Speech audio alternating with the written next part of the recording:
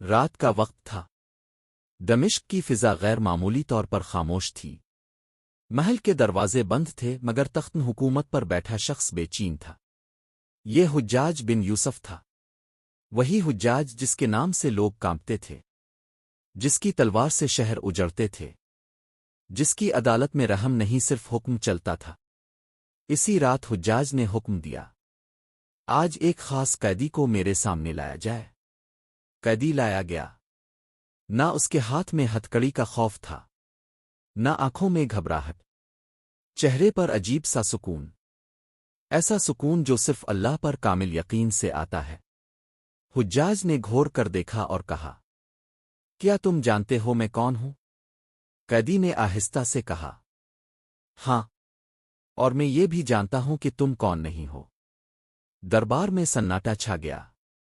حجاج کا چہرہ سرخ ہو گیا، غصے سے بولا، میں چاہوں تو ابھی تمہارا سر تن سے جدا کر دوں۔ قیدی نے نظریں آسمان کی طرف اٹھائیں اور کہا، اگر میرا وقت پورا ہو چکا ہے تو تم تلوار نہیں، صرف ایک بہانہ ہو۔ یہ سن کر حجاج کا دل جیسے لمحہ بھر کو رک گیا۔ اس نے کہا، بتاؤ تم اللہ سے کیا مانگتے ہو؟ قیدی نے جواب دیا، میں اللہ سے یہ مانگتا ہوں کہ وہ مجھے تمہارے ظلم سے نجات دے، تمہیں میرے شر سے بے نیاز کر دے۔ حجاج نے طنزیہ ہنسی کے ساتھ کہا، تمہیں معلوم ہے میں روز سینکڑوں لوگوں کو قتل کرتا ہوں۔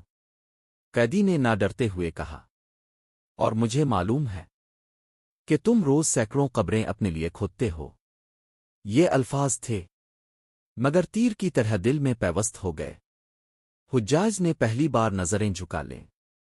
کچھ لمحے خاموشی رہی، پھر اس نے آہستہ آواز میں پوچھا، کیا تمہیں موت سے ڈر نہیں لگتا؟ قیدی مسکرایا اور بولا، موت سے نہیں، صرف اس دن سے ڈرتا ہوں جب اللہ پوچھے گا کہ تاؤ نے حق کے ساتھ کیا۔ یہ سن کر حجاج کے ہاتھ کانپنے لگے۔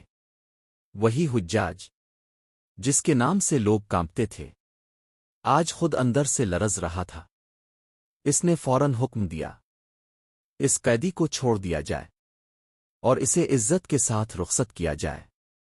قیدی نے جاتے جاتے صرف ایک بات کہی، یاد رکھو حجاج، تخت، طاقت اور تلوار ہمیشہ نہیں رہتے، لیکن مظلوم کی دعا عرش کو ہلا دیتی ہے۔